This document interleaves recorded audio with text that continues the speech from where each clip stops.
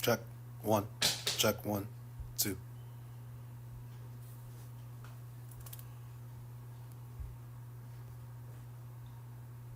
Check. One, two.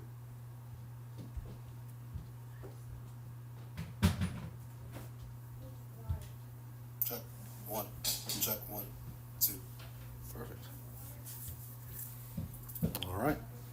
Well, we got sound. Check. One, two.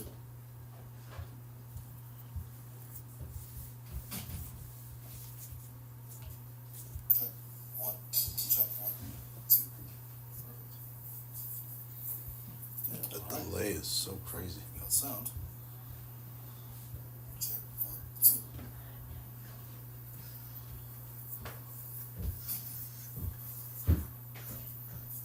To grab water.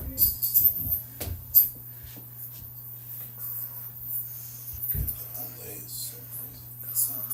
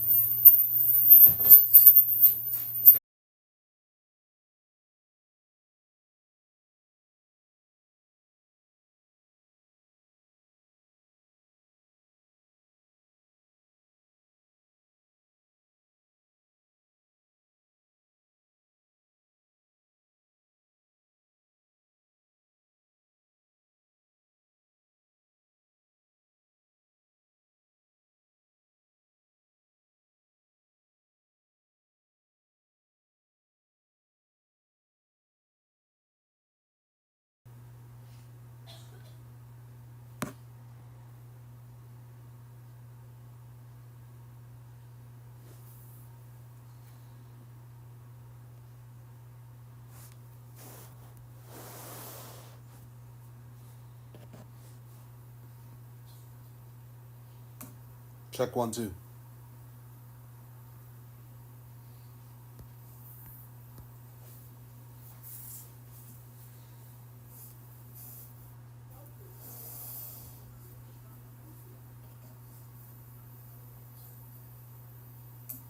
Check. One, two.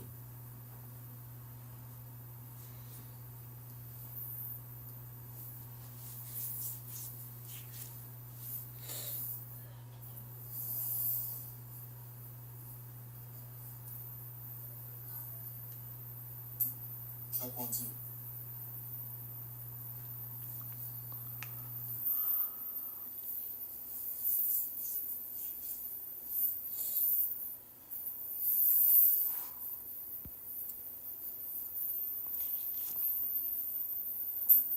Check. One, two.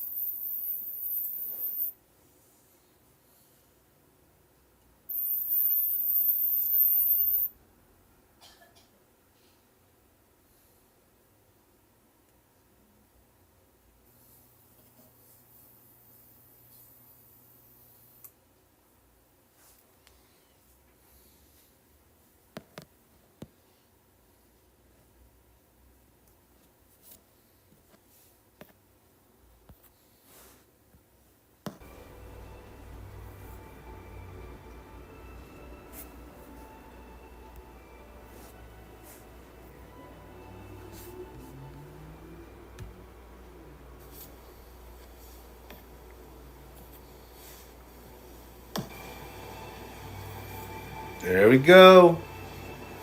Whoa.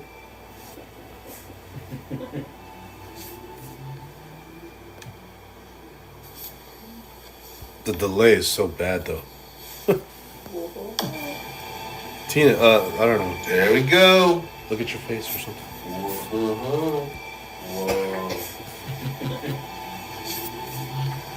Yeah, streaming. The delay is so bad though. Dang. Yeah, it's like fucking 30 seconds. Tina, I don't know. There we go. Look at your face or something.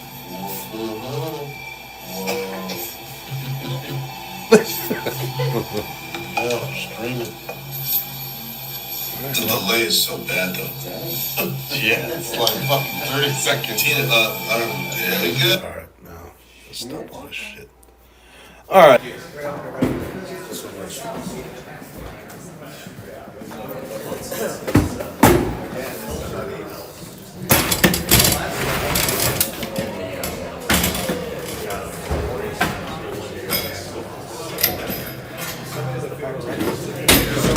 All right, man. Take care.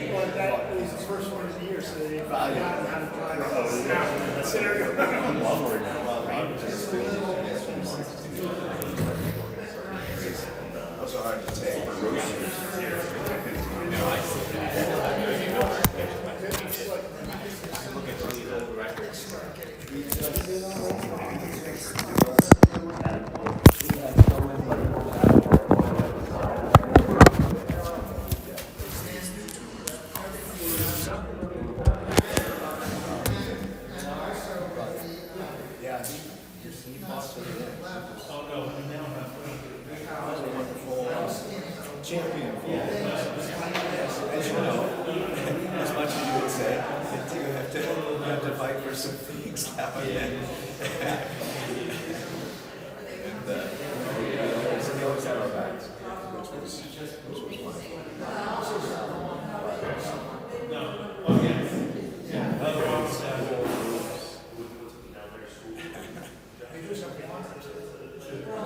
when I was sitting in here at Samuel, but you see the horns coming in, and it's like, oh god, here comes another bunch.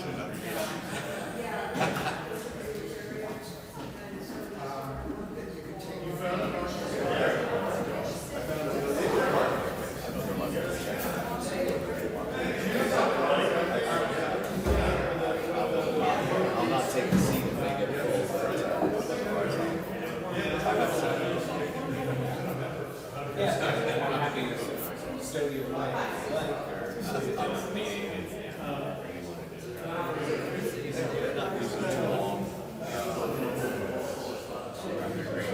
They want lunch, and that's all they got. They annual report, and they don't have to work for this. No, they took that all. Samuel Jr. That's used to be up there, but I guess with all the construction. Yeah, they took that all away for the construction. When they give their financial report, their basic asset is that big. It's a Thomas Sully Street. Yeah. I mean, we told the construction crew at the beginning, especially this painting, take care of it. From the days of, we had to paint what happened. I'm sure they're. Well, what I do is just part of your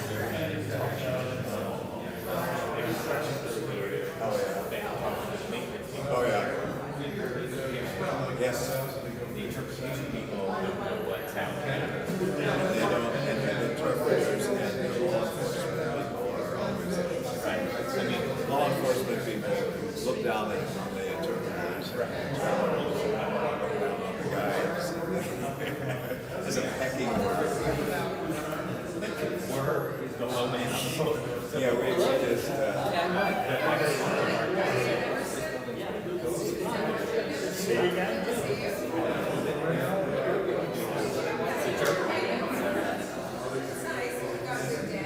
That's been close to a couple months. I see. Yeah, some more. Yeah.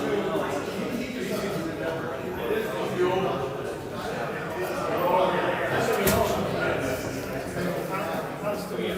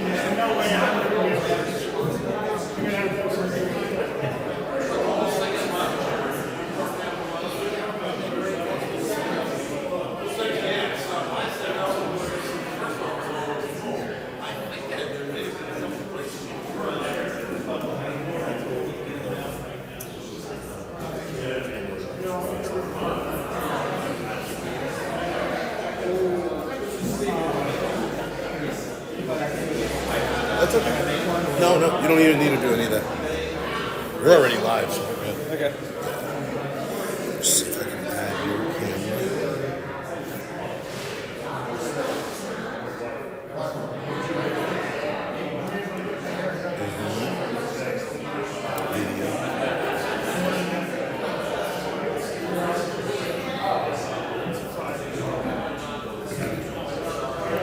Heads up.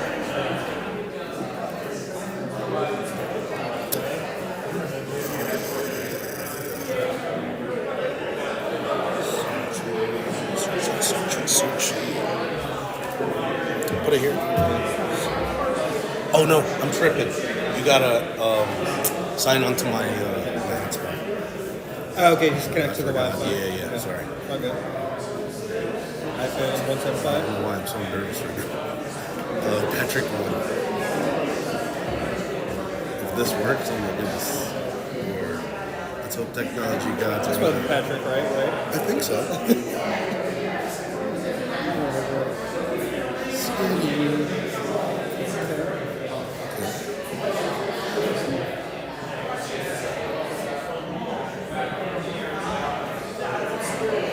There we go. Connect, my friend. Oh, bird, buddy.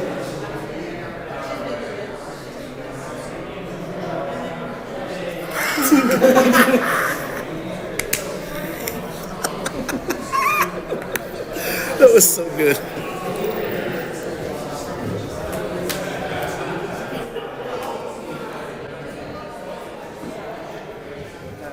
So that one will be, you see the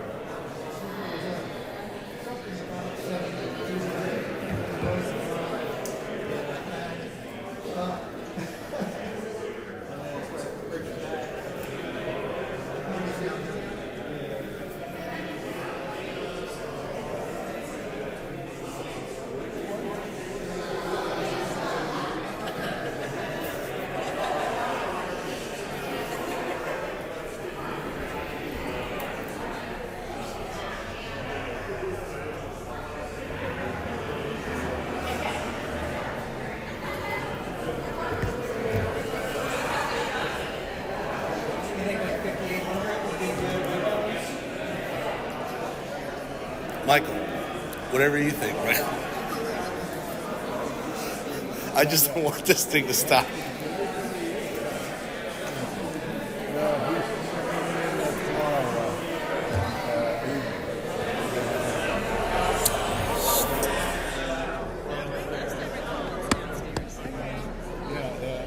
It's unisex. They only have one.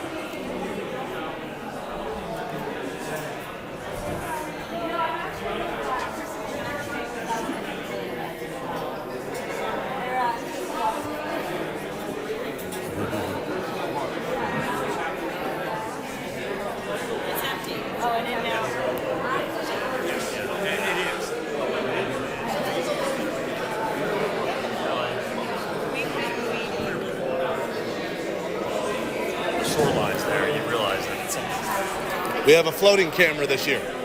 We have a floating camera this year. Oh my gosh. Yeah. So everyone, they get to see everybody a little bit. Cool. So are we online? now? We're live. We're live? Yeah. Since I think 10:30. Yeah. Oh. Yeah. It's just been going up. So.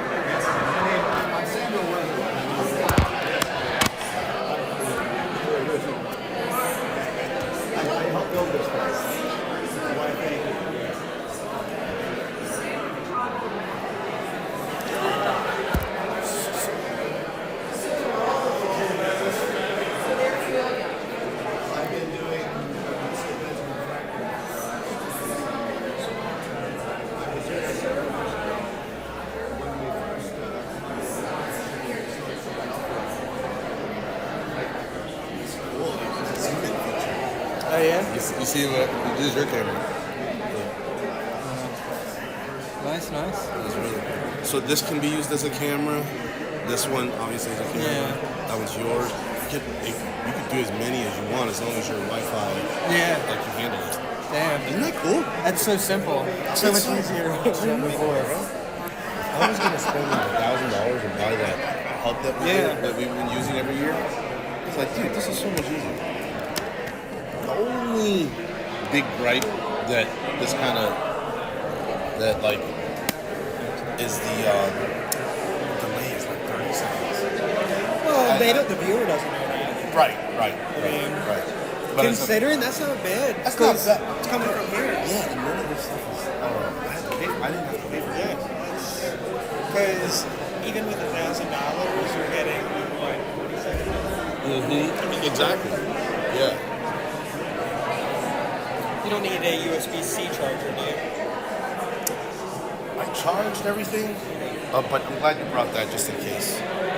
Because this does take USB-C, but my phone is the most important thing, so I'm going to use a signal. But this is all fully charged. This is fully charged.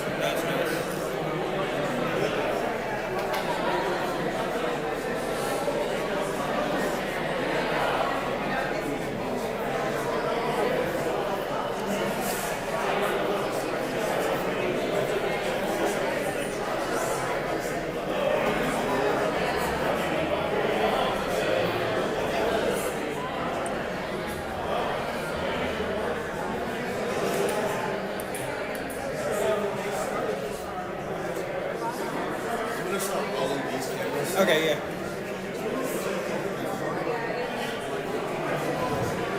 Did I send you the link? What's that?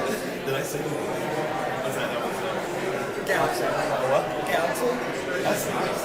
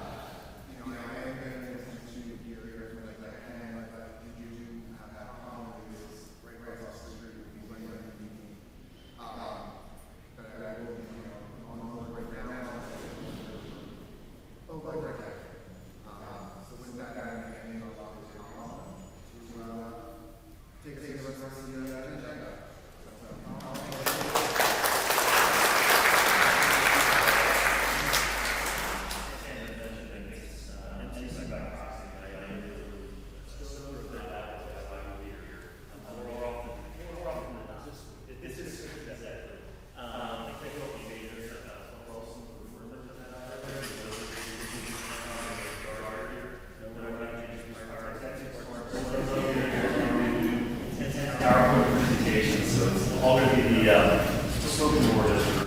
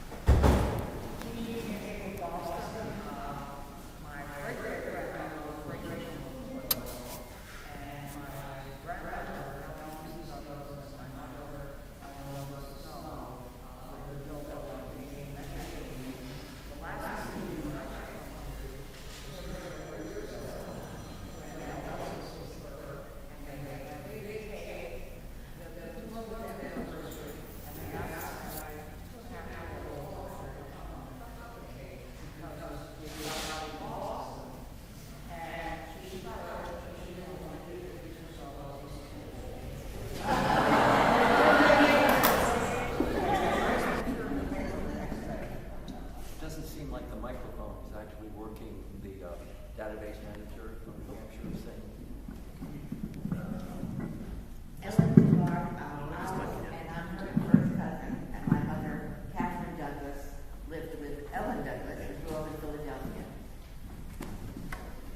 And I'm Douglas Wales. All three of us are from Boston. We are representing the three, our grandmothers who were the Douglas girls.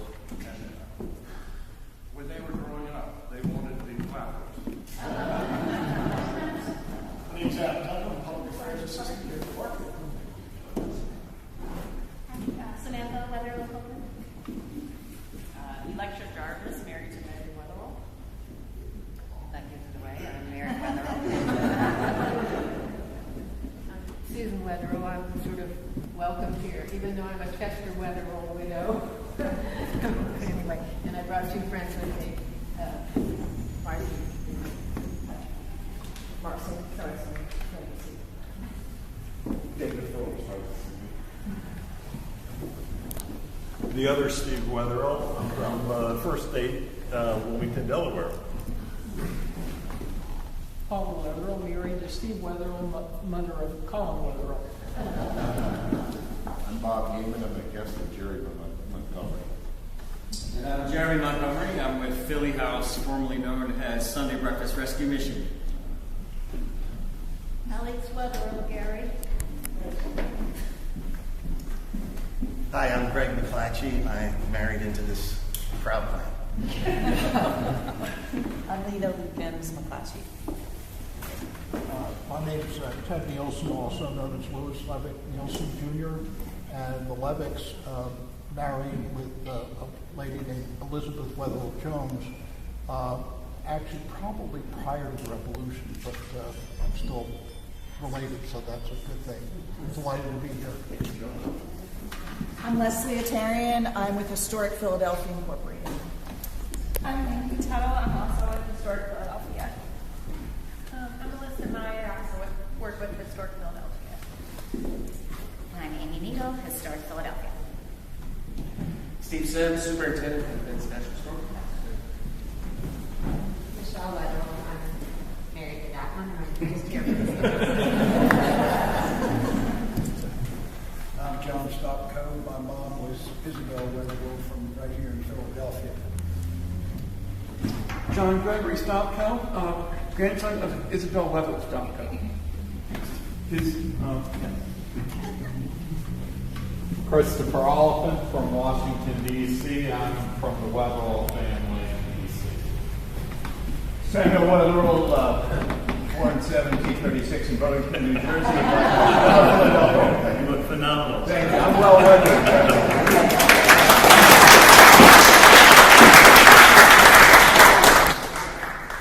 That's a tough act to follow. Tina Pagato, I'm a guest from Bethesda Project. Stephen San Martino, we were the Weatheralls of Southern Italy. My name's Diane Emerson, and he's such a comedian sometimes. I'm here because my grandmother did the research of our ancestry, and she was a Lippincott, and we go right back to Samuel, and because of her, I'm here. I wanted to say something. My parents attended these meetings back in the late 60s, and I did with them, so I've been here for a while, coming to these meetings. And I just wanted to mention them and say how happy I am to be here with some relatives. Thank you. Going through the room here. Jason Greenblade, I'm with Historic Philadelphia. I'm not related to any Weatheralls to my knowledge. If I need to leave, I can do that. Perfect. We got Pat, our videographer over here, who's helping our technology advancements every meeting, and then we get to have everyone in the back. And Mike, Pat's assistant. I'm Helen Weatherall Mosher. My grandfather was born here in Philadelphia in 1907. He was William Henry Weatherall. Paul Campbell, I'm the special practice coordinator. And yeah, I think we may need to get a family tree in our next session so we can all figure out where we fall. That would be fun to do at some point. One thing I see on the agenda that, in hearing some of the remarks that we didn't do before we turn it over to our graveyard report, I know a number of members were here last year who are not here this year, so maybe just a moment of silence for those who are no longer with us, and then we'll turn it over to the next part of the agenda.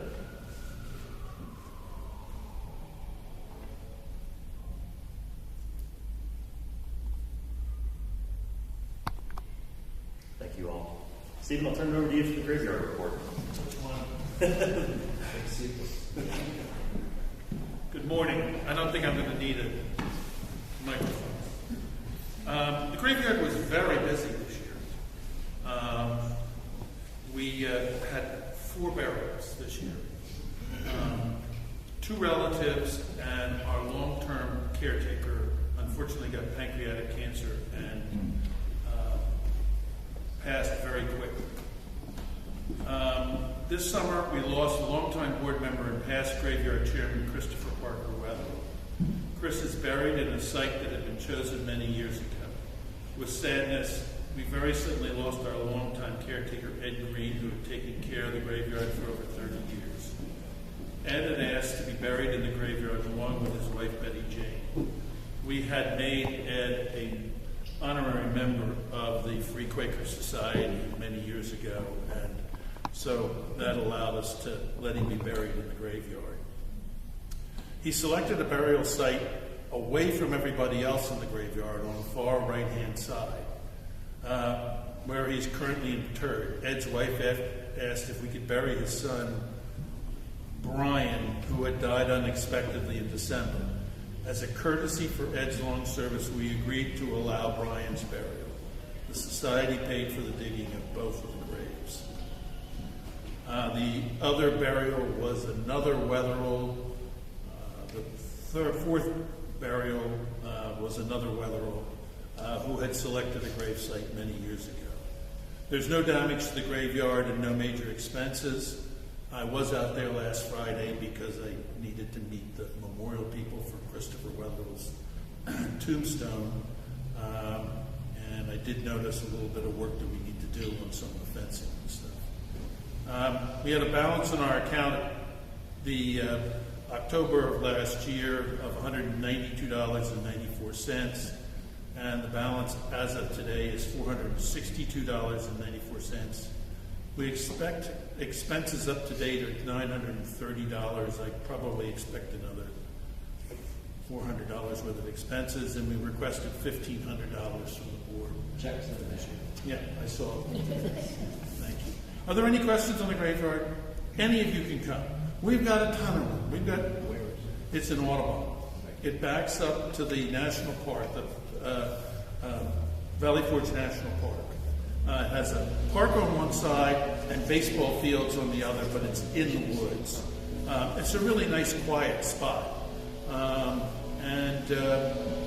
had to figure out how many graves were in there because we've been asked by Montgomery County if we would consider interment for 250 people that they have that have no place to bury them, and they've had them stored for a while. Yes. We four cousins went there yesterday to the cemetery, and we walked all around, and we were very impressed with the tranquility of the space and the fact that it was really in nature. It was beautiful, but very surprised there were so few tombstones. There were so few compared to the size of the place. But it's a beautiful place. You should all go try to find it. There were 4 different cousins. There are 3 of us here today that went yesterday. Are you coming? Will you be joining us there? I don't know.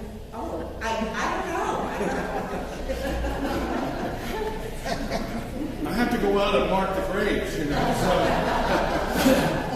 you just have to make sure I'm in town when you come. What's the capacity? We have about 700 grave sites available. Not counting what's already there. Not counting what's already there. And how much already there? Already there are about 110 graves.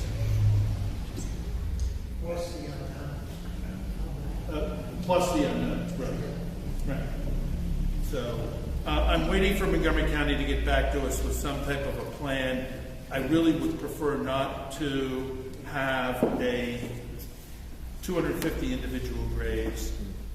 So that's the conversation we're having on that. But we feel that these were homeless people, and that our whole mission has been for people who are homeless. And so we'd like to do something, but we just have to work the logistics out. Are there any other questions? I've taken up more time than I've been taking. Thank you. Mike, it's over to you for the treasurer's report. I'm Mike Thompson, I'm your treasurer, and I have a wonderful report this year. We had an incredible year. For reporting purposes, we generally go from October 1st to October 1st, even though it's a year-end deal. And in 2023, our portfolio, which is managed by a company known as Fiduciary Trust International, used to be called Pennsylvania Trust, done a good job. They're keeping up with the market. And we had terrific contributions last year. That also helps a lot. So that we went from $433,000 to $547,000. So that was an increase of $114,000, which is just amazing. When I took over this job, I think the whole portfolio was 200, and it was in like 2 CDs. So we made some improvements over the years. Grants last year, what we give away, total $18,000. And this year, due to the larger portfolio, it is a 3-year average, but we were able to give away $21,000. So that meant we were able to bump up all 4 of our recipients. Park Service this year received $5,000, Historic Philadelphia $6,000, and Philly House and Bethesda Project, both of you are here today. Thank you for coming. Received $5,000. So those were all up from last year. Expenses last year were close to about $12,000. Our objective about 20 years ago was to try our best with donations to cover those expenses, which have risen from about 8 to 12, various costs. And we, of course, more than covered it, because donations last year were, got the figure here somewhere, about $36,000. So we more than covered the 12 that we needed. So the extra went towards our portfolio, which makes it much, much better. So this year so far, not doing quite as well as last year, but not all donations are in yet. So I'm not speaking to you with a final number by any means. We're a little over $8,000 so far this year. We're well on our way to another good year at Free Quaker Society. And our goal is to simply increase the size of the portfolio so that we can meet our expenses and be more generous to the 4 charities that you'll hear from today. Any questions? Yes, Chris. Does the money for the donations come from income off the money that's in fiduciary trust? Yes. Okay. Yes. And what does that look like last year? The income coming out of the fiduciary trust? Well, you know, because we're a foundation, we're obliged to give away 5%. So it's more of a total return type of thing where you're looking at the portfolio. And the actual income may be 18 or 19,000, but because of the size of it and so forth, you can afford to dip in a little bit more. And actually, of that 5%, some of our expenses, like for instance the cost of the luncheon today, can be used to satisfy the 5%. Some expenses, not all. Not all. Now, for instance, what we pay the fiduciary trust to manage the portfolio is not part of that 5%, but some are. Any other questions? Thank you very much. Back up for our third report. So yes, Rebecca Weatherall-Madsen, recording secretary. And I'm going to read a list of names of persons whose invitations were returned to senders. So if you have any information about the location of these people, please say so. Come see me after the meeting, or you can email me at rhmadsen25@gmail.com. I'll repeat that at the end of the meeting. Edith Weatherall Coleman, Francis Allgaier Gaunt, William Carlton Gray, Kenneth Matlack,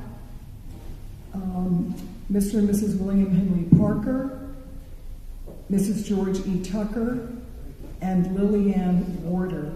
Now, there's one other person whose envelope was returned, and I heard her name, Samantha Weatherall Copeland. So if you can give me your address at the end of the meeting, that would be great. I also want to take a moment to recognize Ann Thompson, who isn't with us, but who arranged for us to do this virtually, who is busy recording, and I really want to recognize her. She works very hard.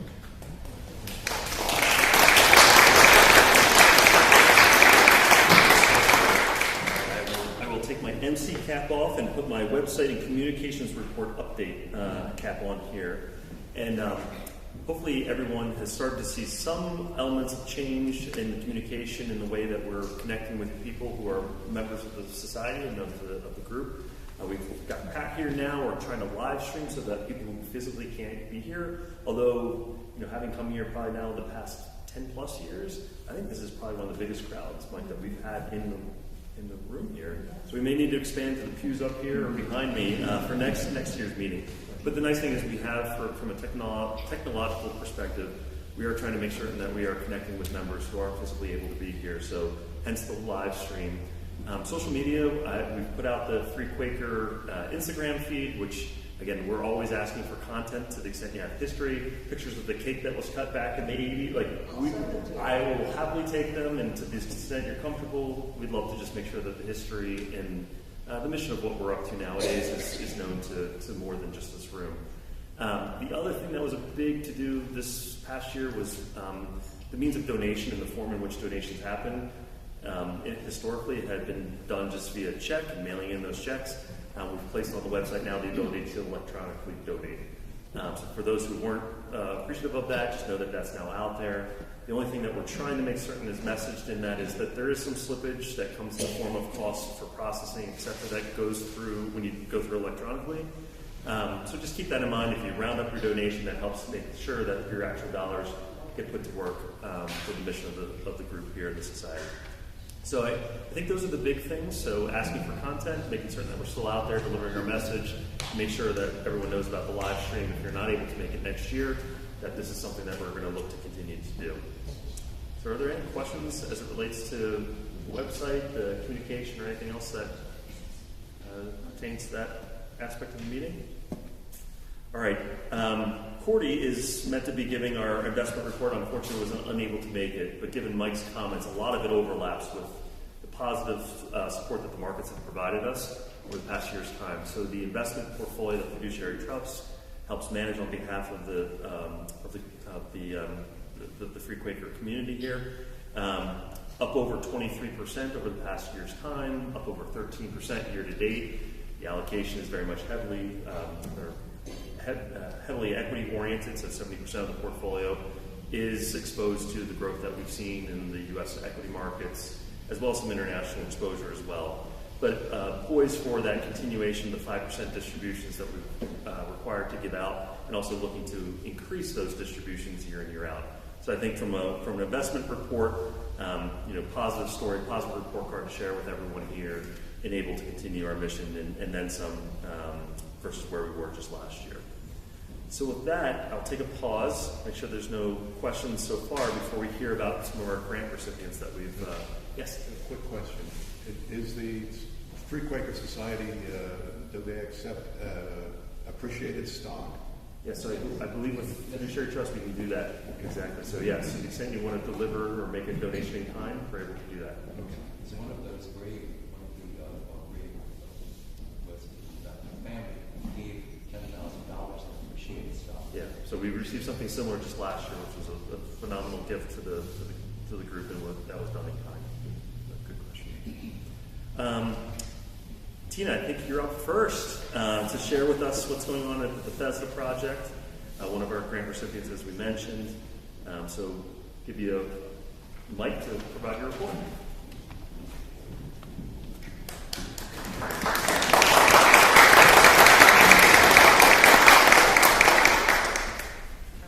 So thank you so much. It is such a pleasure to be here year over year. I'm going to start with a shameless plug. This is National Hunger and Homelessness Awareness Week, and Bethesda Project's had a series of events going on throughout the week. There's still time to get involved with 2 of them, so I have a little flyer that I will leave maybe right here that has 2 QR codes. One is for a raffle going on this week. It ends on Saturday. Someone from last year's gathering was one of our winners. So you are a lucky group.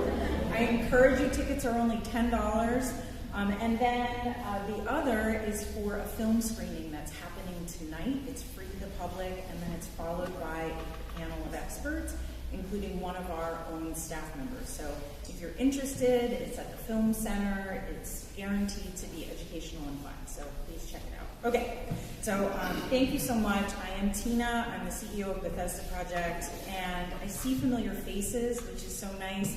I do a lot of speaking engagements. This is one of my favorite. You're also welcoming and kind, and it's a pleasure to be in your company. Bethesda Project has faith-based roots. We were founded 45 years ago by Father Dominic Rossi, and our mission is to find and care for the abandoned poor and to be family with those who have none. We operate emergency shelters, supportive housing, and we offer case management at all of our sites. We specialize in working with single adults who experience homelessness, and they often struggle with mental illness, substance abuse, and complex medical conditions. We're only here in the Center City area, and we focus on providing compassionate care that is unique to each person to help people recover from the trauma they've experienced and help them achieve their highest level of self-sufficiency. This past year, in full transparency, was a very challenging one for us, yet we still celebrated some significant successes, big and small. So I want to share a few highlights with you. I'll start with the low points. We had a small fire at our largest housing site. No one was hurt, thank goodness, but it resulted in a great deal of water damage on all 4 stories of the building because of the sprinkler system and the fire department. The property is finally fully rehabbed. It did take about a year, and we were able to use that as an opportunity to jumpstart some organizational-wide rehabs that were part of our strategic plan. Equally upsetting, we were forced to close 3 programs this past year, all housed in church properties that experienced dwindling congregational support during and after the pandemic, and they were forced to either sell their property or close because of L&I violations. 2 of them were emergency shelters, and 1 was a housing site for 4 women. We tried very hard to find new partners in the faith community to host us, but we have not yet been successful. On a more positive note, we served approximately 1,200 unique individuals across our emergency shelter and housing sites, and we welcomed over 3,000 volunteers on site to support our work who completed cleaning projects, they hosted holiday gatherings, and they helped build personal relationships to promote healing. We increased our minimum wage to $16.35 an hour, and we flexed our athletic muscle this year and hosted our first ever pickleball tournament fundraiser. So I had never heard of pickleball, but I played and I didn't embarrass myself, so it was very successful. Now I know that this community really likes to hear personal stories that demonstrate the impact of our work and your support. So I want to share a brief story about a resident who recently passed away. Melvin was a longtime resident at our Dominic House site, which is 6 apartments above our administrative office. The residents there are fairly independent with a high level of self-sufficiency. When I first started at the Bethesda Project 19 years ago, Melvin was one of the first people that I met. He had moved there after residing at another one of our more supportive housing sites for 10 years after experiencing homelessness and isolation. Everyone knew Melvin. He would sit out front on a folding chair and yell, "The beach is open!" And he would talk to anyone who walked by. He was informally known to the neighborhood as the mayor of South Street. As I was learning about Bethesda's culture, Melvin was one of my teachers. He would often come into the administrative office to chat with each of the staff. He would share stories about growing up in Hawaii and how much he missed the beauty and food of Hawaii. He would talk about his daughter, who he missed dearly. He would chat about the neighbors he would notice when staff were having bad days, and he would try to find out why. Over time, Melvin's health decreased. He had Parkinson's disease, and his mobility started to decline. We saw him less in the office, and he started to have visits from a home health aide to keep him comfortable at his home. Staff began to take his grocery deliveries upstairs and check in on him, cheering him up when he was having bad days. Melvin's health eventually declined to the point where he was hospitalized, and then he transitioned to hospice care by choice, and he passed away several weeks later. As is our tradition, we had a Bethesda memorial gathering to honor his life and share stories. The memorial was attended by other residents, by neighbors that had befriended him on the block, and by staff. Everyone shared stories about how Melvin had influenced their lives, what he had taught them about life at Bethesda, and how he had touched them. He was remembered not for being homeless. He was remembered for his kindness, for being a bit of a gossip, for loving his home, for telling you the truth, and for having so many friends. He died with dignity as part of our Bethesda family and as a beloved member of his Philadelphia neighborhood. So I just want to thank you all for supporting our critical work for this year's increased gift, which was really tremendous. You are helping transform lives of special people like Melvin. So thank you.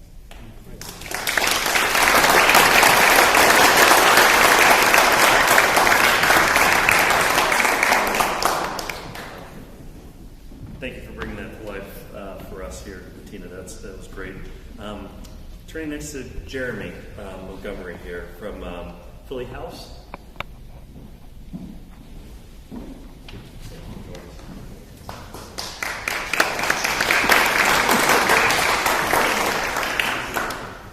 So can I say good morning, family? Good morning. Yeah, so this is my 7th meeting. So 6 years ago, there was a little bit of snow outside. Do you remember that? Yes. Yeah, and then of course there was the COVID chaos of a Zoom call. It's always good to be with you. This totally feels like family. Even 6 years ago, I met Mary. So if you don't know what Mary does, she and her wife leads a rooftop urban farming company in Brooklyn. So we now have hydroponic towers in our facility. Thanks for meeting Mary 6 years ago.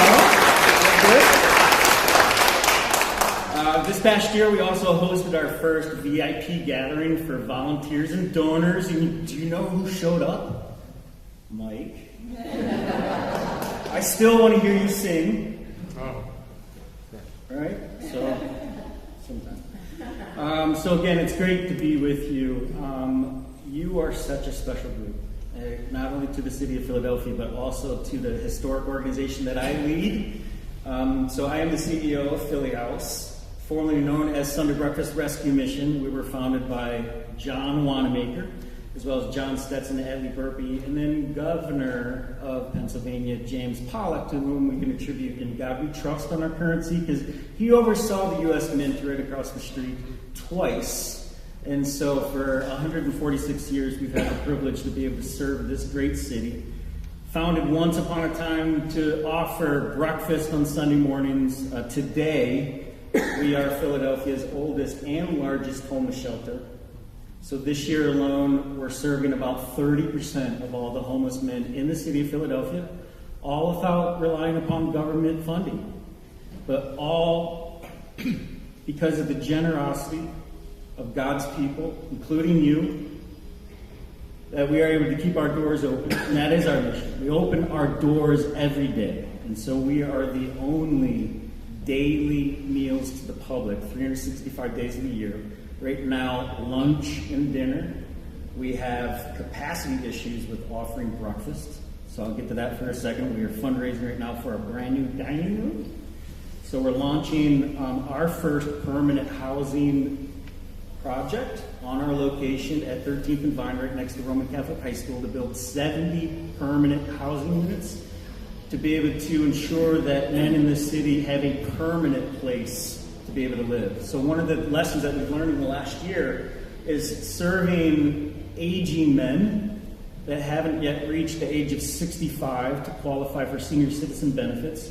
So these are men anywhere from 59 years old, 60 years old that are in bodies the age of 70-year-olds, 75-year-olds. And they don't yet qualify for those types of benefits, yet they have income, many of them on Social Security, disability insurance. And so we have a new program for those men to give them 1 year off the streets to find stability in their life. And so this is a Christian community for them. And this is a program on top of our shelter program. So this year alone, we have sheltered 1,846 unique individual men. And 68% of them, we only shelter and we see once. And so we like to say we try to be the most effective provider of compassion and Christian care to ensure that once they come through our doors, we don't have to see them again, because we're able to help them to be able to find stability in their life. I got to share with you just this aspect, since this is my 7th meeting with you. You're in a rare position where I forget the stories I told you last year. I forget the ones I told you the year before that and all that stuff. So forgive me if this is a story you've heard me share. But in many respects, what's such a blessing to us to be able to receive your support, in addition to Bethesda, is that we're not competitors, we're partners. It's always great to see you, Tina. I don't get to be in a room with you enough. It's always an honor. But one of the stories that we share around the work that we do is the starfish story. Today, my guest is Bob Gaiman. He's the retired CEO of Helping Up Mission in Baltimore. He served there for 26 years, Bob. So he's been able to help thousands of homeless women and men in Baltimore also to be able to find transformation in their life. And one of the stories that he even reminded me of this morning is like, hey, remind people that we relieve suffering. That all that walk through our doors, they're suffering. There's some type of pain that they are feeling that leads to their homelessness. Oftentimes the homelessness is a symptom of the ultimate problem. And so one of the stories that we share is the starfish story, in which the story goes that there was this little girl out on the beach and she noticed all these starfish scattered all over the beach. And so out of a bit of compassion, she stoops down, picks up one of those starfish, and throws it back in. Well, there's hundreds of them. And so this story is very indicative of what we do every day, because on our shores at 13th and Vine, there are a lot of lives that wash up. And they need somebody to save them before they die. And so this little girl, out of compassion, bent down, she kept throwing them into the sea. And finally, this older gentleman, we'll say Mike, walks along and says, little girl, what are you doing? She says, I'm trying to save the starfish. And the wise man looked at her and said, but little girl, don't you understand? It's impossible to save all of these starfish. There's hundreds of them. And that little girl, in her compassion, bent down one more time, picked up another starfish, and threw it into the sea. And she looked at the old man and said, but I saved that one. So we try to save them all. We do. But the rest of that story, if you've ever heard it before, is the aspect that Mike eagerly was inspired on that day and bent down and grabbed some starfish and started throwing them into the sea. And the little girl, even more so, picked up more energy, more motivation to run and grab as many starfish. And little did they know, Mike, little did you know as well as that little girl, that up on the boardwalk was all these other people that saw what they were doing. And they came out to the ocean and they started picking up starfish and they started throwing them in the sea. And on that particular day, all of them were saved. So that's the work that we do. It's not just Philly House, but it's also Bethesda Project. It's you good people that support what we do. And I have to say thank you so much for the privilege of even allowing me to do what I do. I eat lunch every day in the dining room. And just like the starfish story I just shared with you, I sit with these homeless dudes and get the love on them. And man, they all have a story. Don't you have a story? I mean, there's a story here, 244 years. There is a story. You have a story. The men that I serve, that we get the privilege of love on every day, have a story, and you are part of it. So thank you.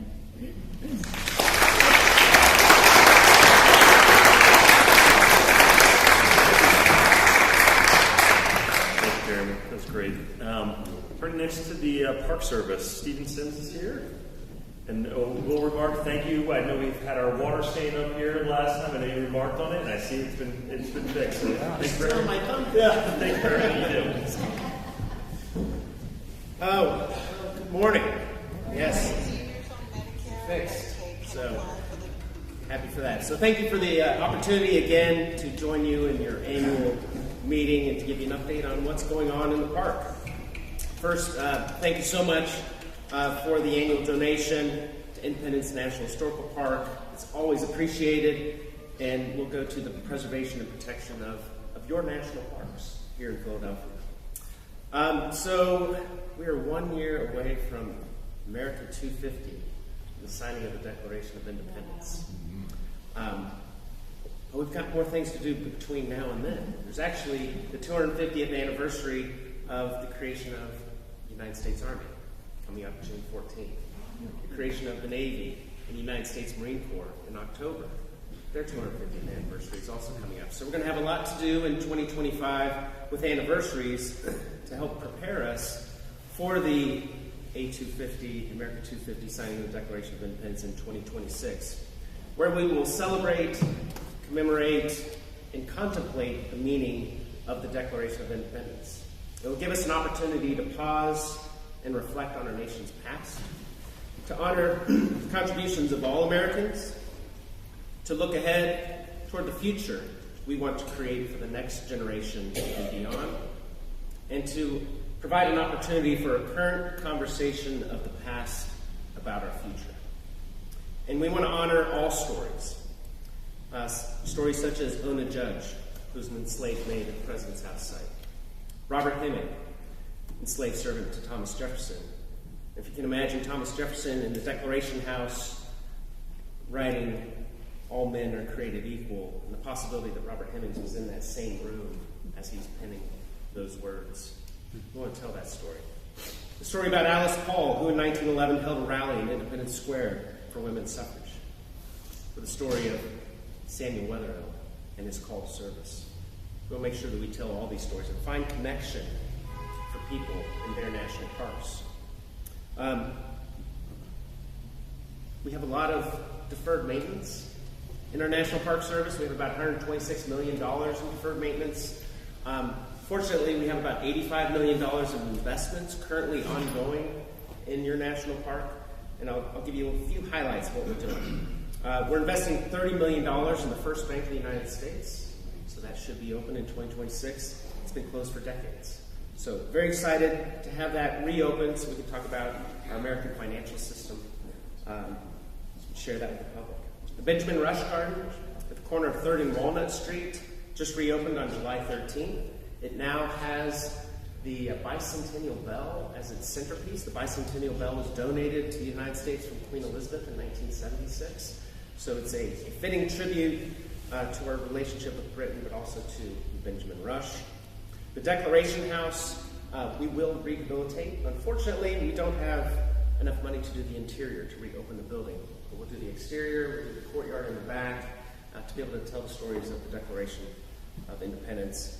And if you haven't been by the Declaration House to see our art installation that we partnered with Monument Lab to install, we have in the windows of the Declaration House eyeballs.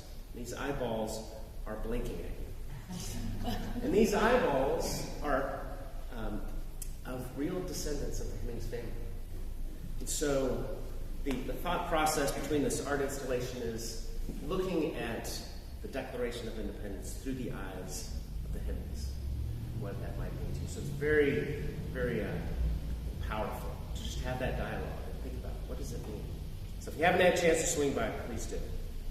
The West Wing to Independence Hall we're rehabilitating, so that's a space where we have the Declaration of Independence, the Articles of Confederation, the United States Constitution, so we're going to rehabilitate that space with new exhibits, still displaying those three prominent documents, to include the Sing inkstand, which was used to sign those documents.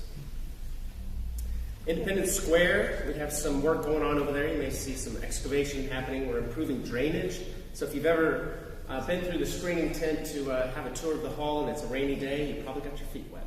That's because the drainage system was compromised. So we're fixing the drainage system over there. We're going to relocate the screening tent a little bit more to the south of Independence Square, which will enable us to take advantage of the new accessibility ramp that we put on the 5th Street side of South Independence Square for access to the square, to the hall. So very excited about that.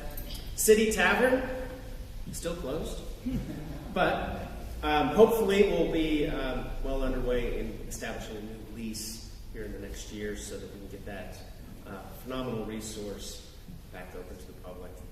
We are also investing $15 million in energy improvement in the park, and so you may see some excavation across Independence Mall near the Liberty Bell Center. Right now, that's part of our energy improvement project, which will reduce our energy consumption, reduce our carbon footprint, reduce our energy bills as well. So it's all good things. And then as we move forward into the 250th anniversaries and the work that we honestly do every day, we look for partnerships, cooperation, working with the community in everything that we do, because These national parks, and when I say national parks plural, it's 4 national parks here in Philadelphia. Independence, Edgar Allan Poe National Historic Site, Glory Day Church National Historic Site, and Thaddeus Kosciuszko National Memorial. These national parks, they all belong to you. So we work in partnership to make sure that they're maintained, preserved, that we provide that visitor enjoyment, because we're one of the only federal agencies with a mandate to make sure you have fun. And so we want to make sure that we try to achieve that.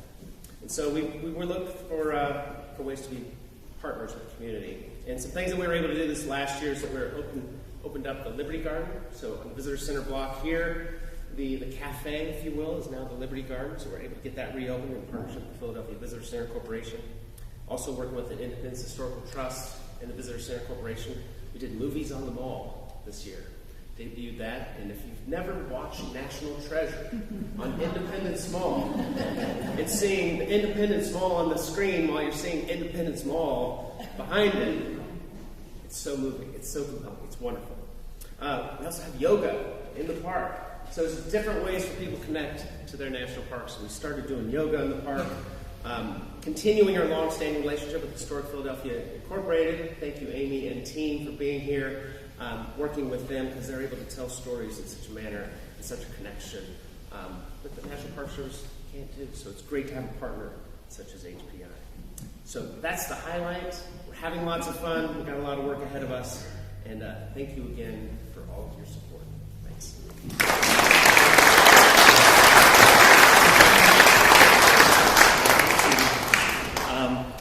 Last on our agenda, we have Amy joining us here from Historic Philadelphia to give us an update on what they've been up to, and also to introduce our very important guest speaker here, who will also share his tricks of youth here.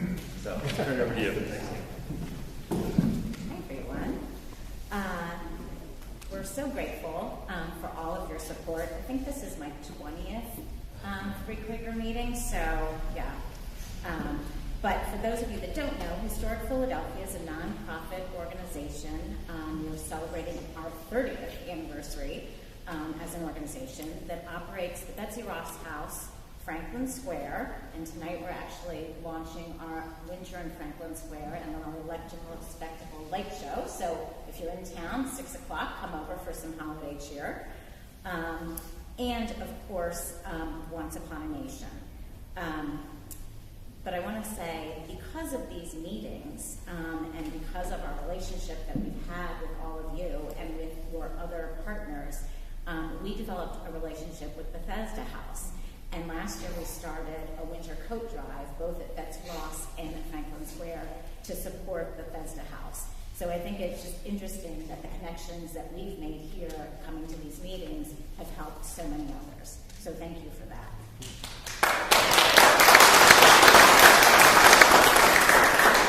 Once Upon a Nation is a program that we work in collaboration with the National Park Service, as Steve said, and we bring history to life in the places, in the treasured places within the park, like this building. We tell the stories that Steve mentioned of all the people who made the history, not just, as we say, the dead white guys, but we like to tell the stories about them too. It is our joy to interpret your family's story and this building. This year we've had here interpreting the story Samuel Weatherall, Robert Hare, Betsy Ross House, Samuel Nichols, and Gideon Olmsted, and of course Ben Franklin. On Saturdays and Sundays from April through September, we saw 5,000 visitors this season. Obviously, we were closed in October to the great work that was happening here on the ceiling, so we're thrilled, and we're thrilled to be back in the spring. As Steve mentioned, we are all working on the 250th anniversary of the founding of the country. Historic Philadelphia is taking the lead in our district celebration. We started this past summer with the Red, White, and Blue To-Do celebration on July 2nd, and we will continue that this summer and throughout 2026 and beyond. And we also will be creating a new event in January of 2026 called the 52 Weeks of First. And so for every week during 2026, we will celebrate a first, including obviously ones that happen right here in this building. So thank you again. It is my pleasure to introduce you to your friend and relative, Samuel Weatherall.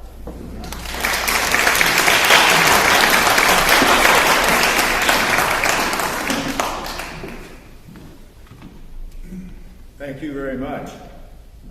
It appears that I have the distinction of being the last speaker before lunch, so I will not go over an hour, just so you know. I will be brief. I just wanted to introduce myself a little bit to those of my descendants, and also some of you who, for some odd reason, are not my descendants. I want to also point out that, of course, in this Free Quaker Society, we weren't all Wetheralls. There were others. There was my brother-in-law, Timothy Matlack, that I don't know if anybody... Are there any Matlacks here? Not this year. Oh, well. When I came here at the age of 15 from Burlington to apprentice to Mordecai Yarnall as a carpenter, I must have been a great employee because I ended up marrying the boss's daughter. It became Sarah Yarnall Wetherall.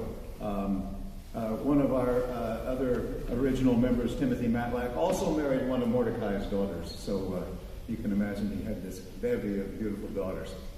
But anyway, I became a carpenter, as I said, but I also became something of an entrepreneur. This was the time of entrepreneurship here in Philadelphia. Of course, we had the man who led the way to entrepreneurship here, Benjamin Franklin.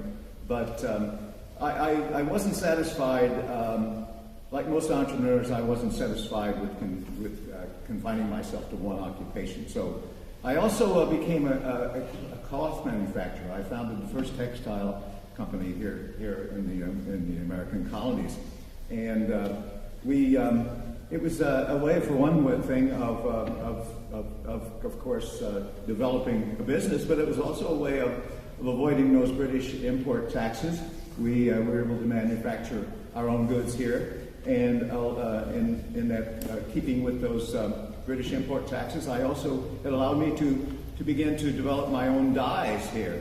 The interesting thing about Quakers, we're known as a very plain people, but I developed some wonderfully colorful dyes, and across the pond in Great Britain, a man named Josiah Wedgwood, whom you may have heard of, who was a Quaker, who also met the fate of being disowned by the Quakers in Great Britain, because he actually developed the most colorful pottery at that point in the history of the world. So there's something about maybe it's that deprivation that causes us who are brought up very plain to try to expand our color palette.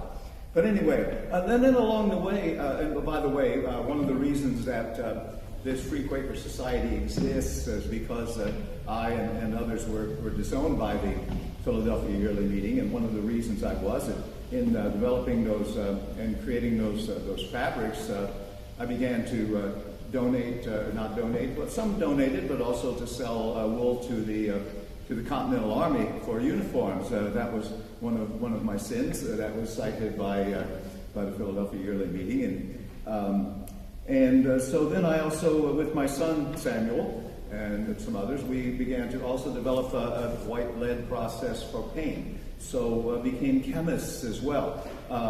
So this was an age of entrepreneurship. But I also continued to work as a very serious, very devout Quaker. I published religious tracts. Later on, I would work on the committee for yellow fever relief here in the city. But in 1777, I was disowned by the Philadelphia Monthly Meeting along with my family, and I'll just read the charge here.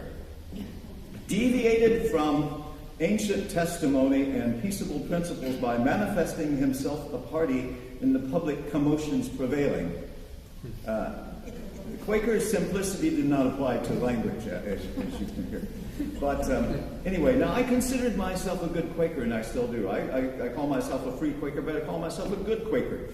This Quaker peace testimony actually originated in England with William Penn, who during his lifetime lived under 5 regime changes in Great Britain. The Quakers, after he had joined the Quakers became suspects, being suspicious for being spies for one faction or another. And William Penn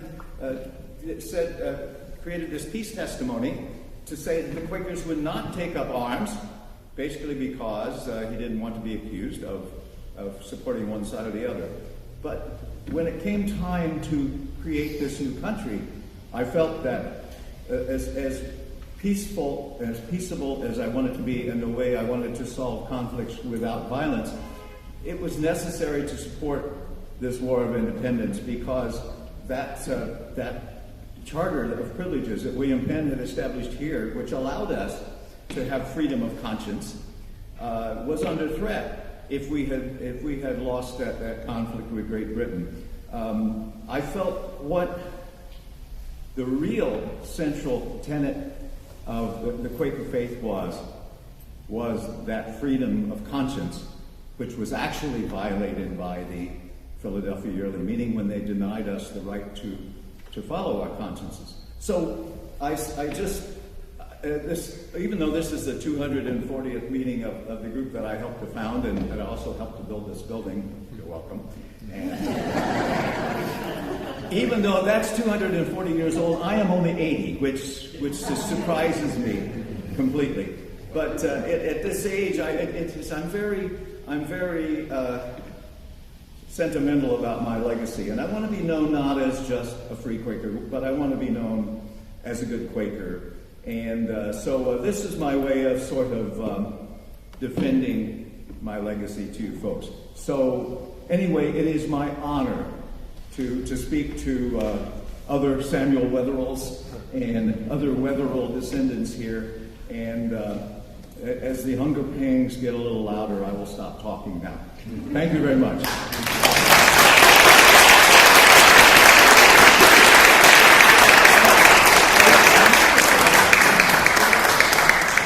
Samuel, thank you. Are there anything else for the good of the order that we have yet to talk about today? So I am standing in between us and lunch here. So I make a motion. Motion to adjourn, and before we do so, Elkie, thank you again for all your stewardship all these years. So thank you.